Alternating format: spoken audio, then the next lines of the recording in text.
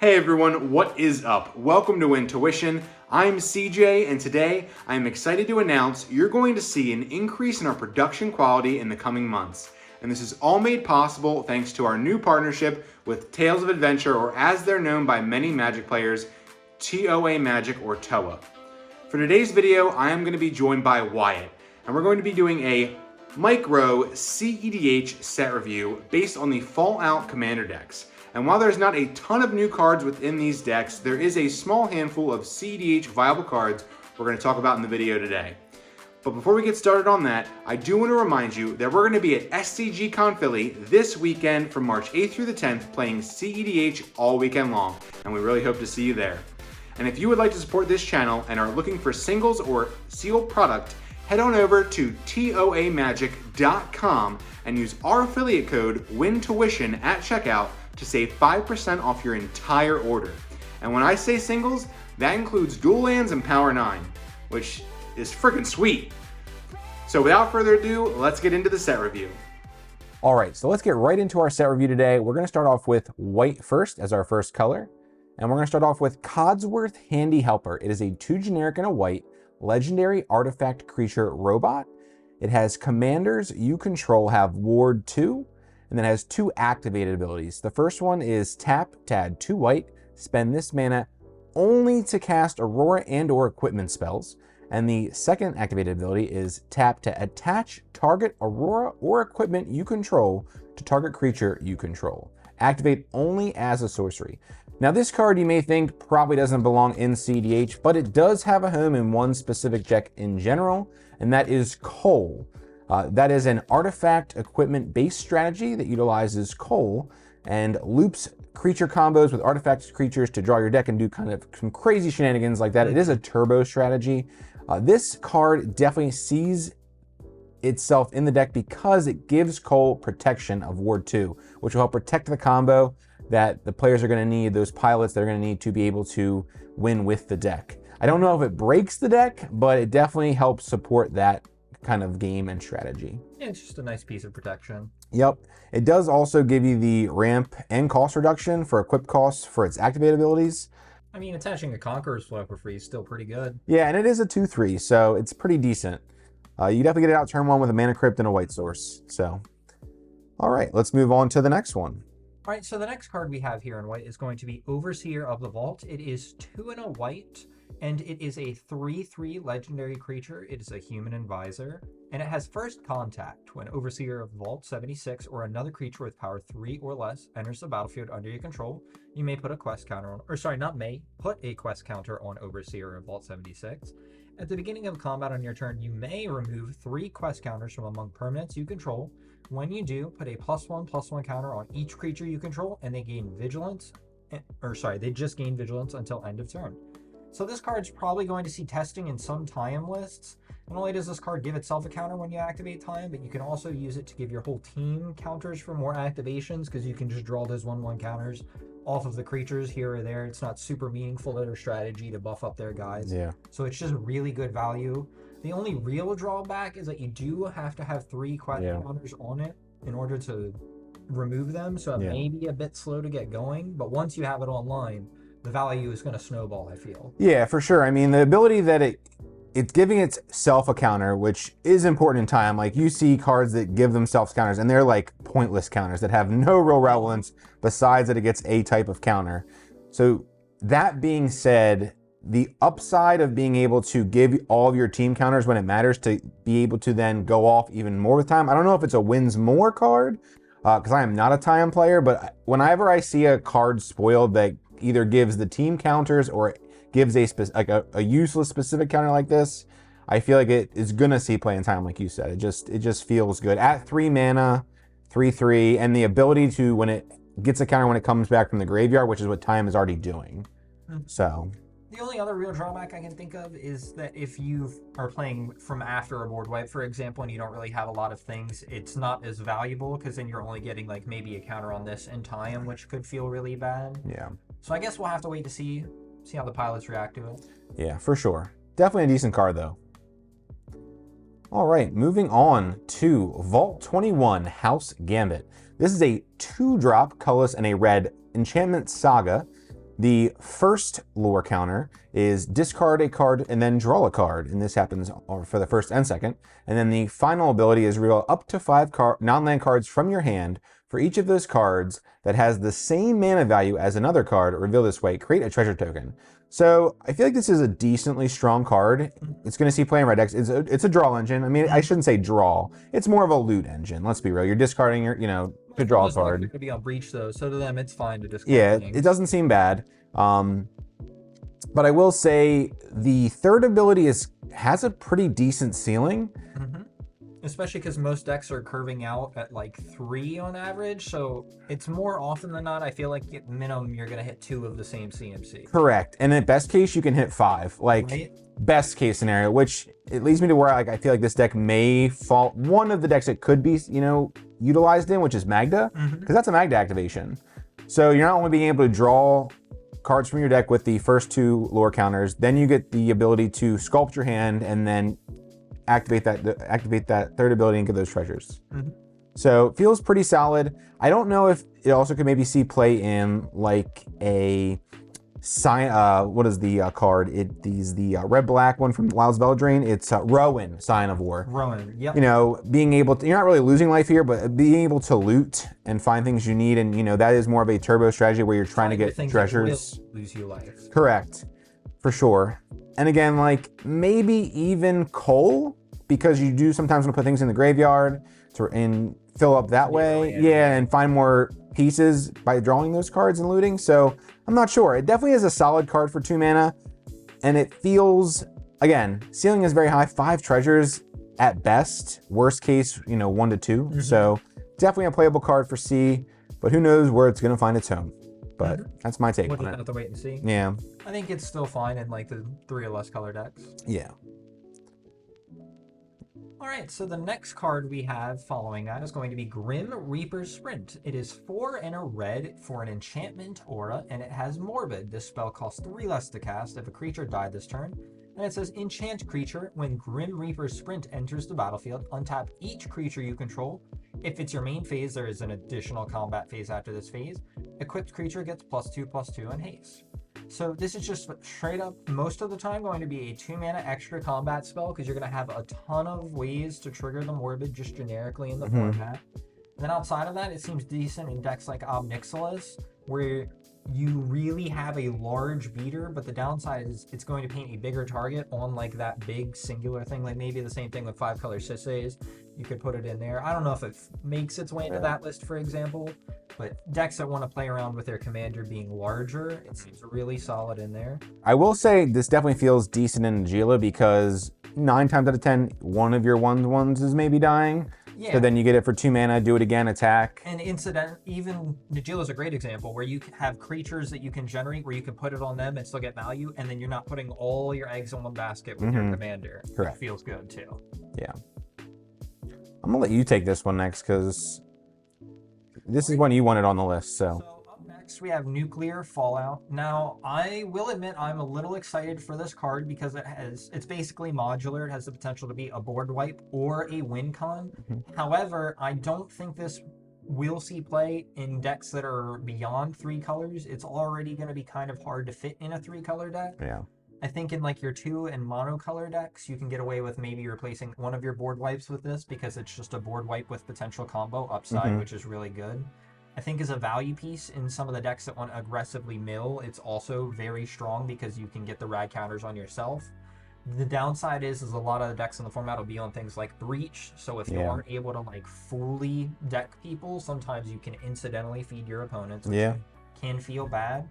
I do still think this card's very solid. It doesn't have the upside of other efficient board wipes in the format like Deluge, where you can pay life, so it's still going to cost you mana though. And I think it's still like pretty solid and middle of the road. It's not often that we get new board wipes for the format. Yeah. All right, next up on our tier list, I believe, is Struggle for Project Purity. Now I picked this card because it had the Brotherhood effect on this. So I'm going to read the card first. It is a 4-drop, 3 generic, and a blue enchantment. As Struggle for Project Purity enters the battlefield, choose Brotherhood or Enclave, or Enclave, if you will. Brotherhood has the ability of, at the beginning of your upkeep, each opponent draws a card. you draw a card for each card drawn this way. And then the Enclave is whenever a player attacks you with one or more creatures, that player gets twice that many rad counters. So I really didn't like, the second part to me is irrelevant. It's the first ability with like choosing Brotherhood is what really made me think, ooh, this card's pretty decent. And the reason for that is you're getting 3 cards on your upkeep additional. So you're drawing essentially 4 cards that turn. So you do feed your opponents 1 card each, but the upside of this is, again, hypothetically speaking, if you have a Bowmasters out, it's great because you get 3 pings. But if someone else has a Bowmasters out or draws one, then they're getting 5 pings and you're only getting 3. So that's the only downside. But I feel like it's a decent, blue enchantment that you're getting draw. It's a draw engine essentially. That's what it is. And I feel like it could see play in 2 color decks, like maybe Talion. I don't know. I just think it has some potential. I think it's pretty solid. I think its only real drawback is its speed, because like we said, you're going to have to wait that turn cycle. But outside of that, if it stays, the first ability is going to be really good. It's realistically no worse than playing through like a Mystic Remora. Yeah. On average, you'll probably be feeding them 1 card a turn. Yeah. So next up we have Curie Emergent Intelligence. It is a legendary artifact creature robot that costs 1 generic and a blue. Whenever Curie Emergent Intelligence deals combat damage to a player, draw cards equal to its base power.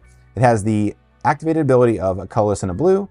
Exile another non-token artifact creature you control. Curie becomes a copy of the exiled creature, except it has, whenever this creature deals combat damage to a player, draw cards equal to its base power, and it is a 1/3.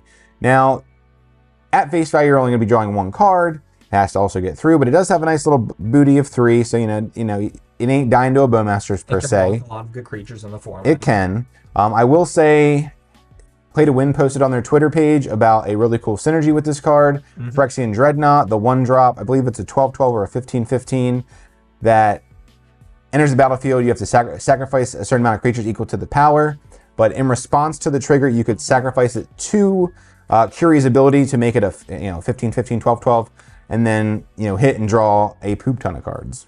There's several other really good targets in the format that decks would already be playing too, that you could just turn this into copies of. I think this card's definitely going to be better in the 99 though. For sure. It's not going to end up being its own list, unfortunately. I wish it was because it's really cool. Yeah. Sadly, I think that's the home for that would be more in casual. But I'm very excited to see this card in play.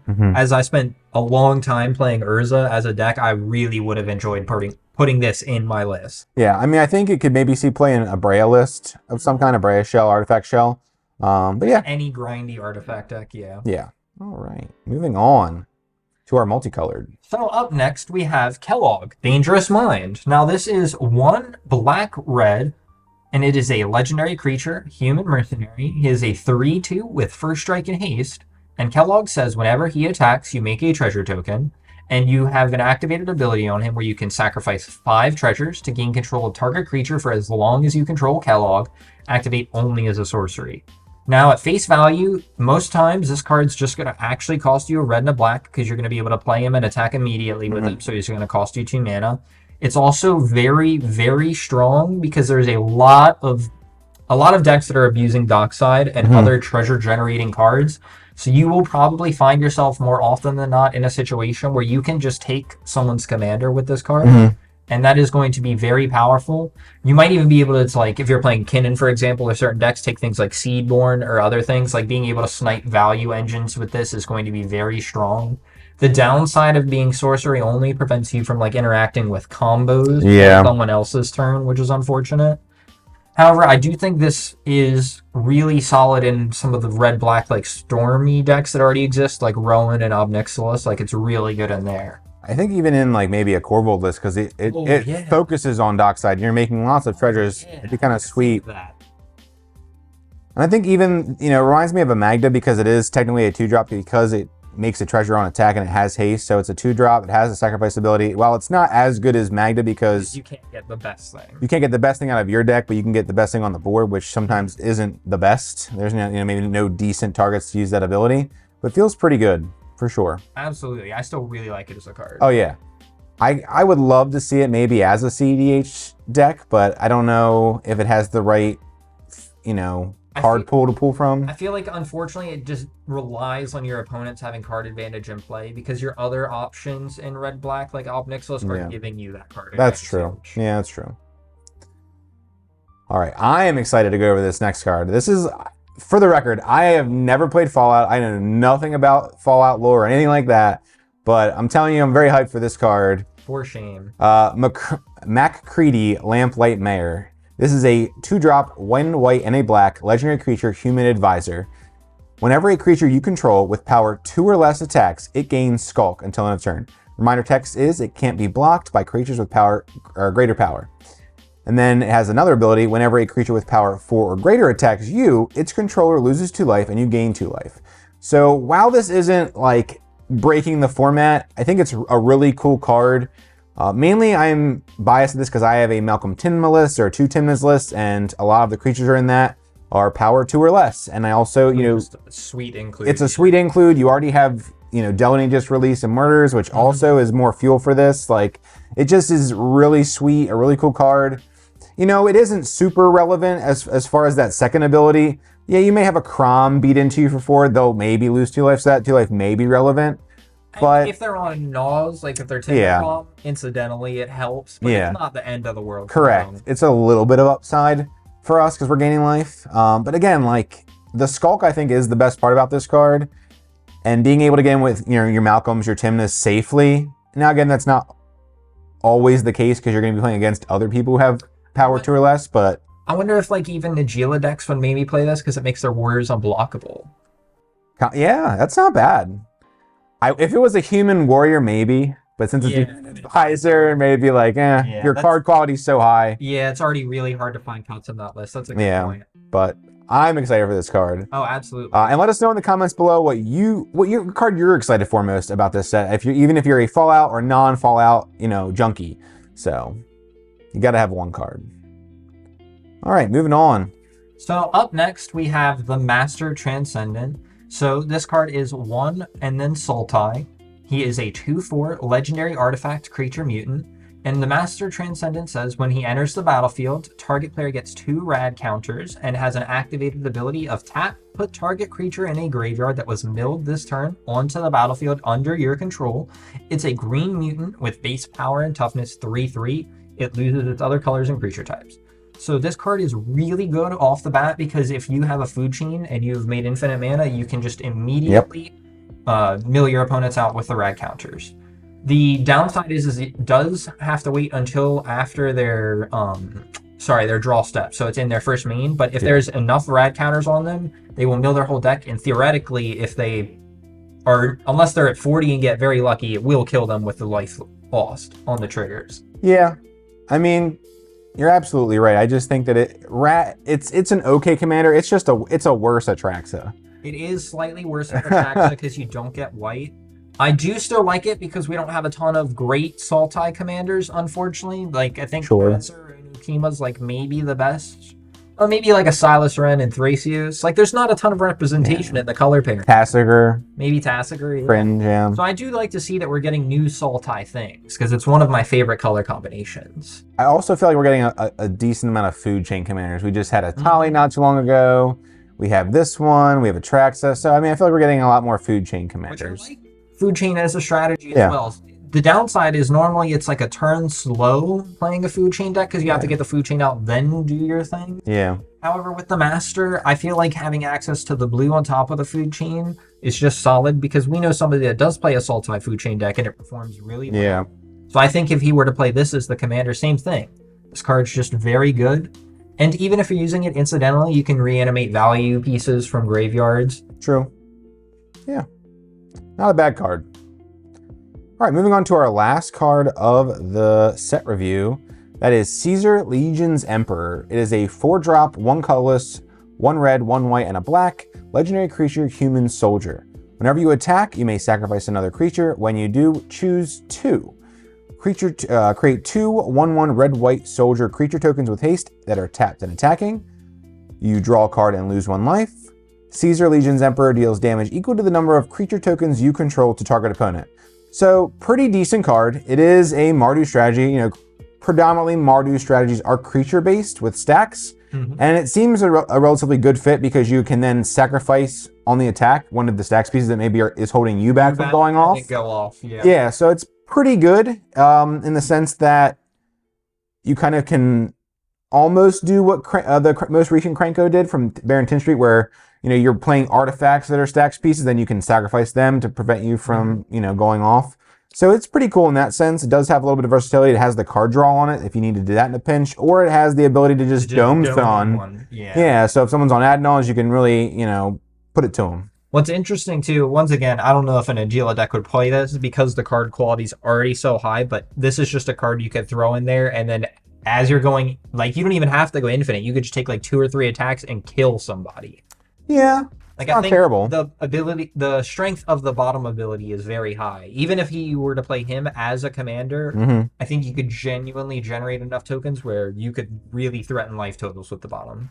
I think, again, devil's advocate, I think, yes, you're absolutely right. But again, I think it would be more of a sell if it had the creature type warrior. Yep. If it had warrior, then it's game over for sure. I still think it's very strong. Yeah. Even if you play it as a commander of its own deck. Or in the 99. Yeah, or in the 99 of other things. Seems decent.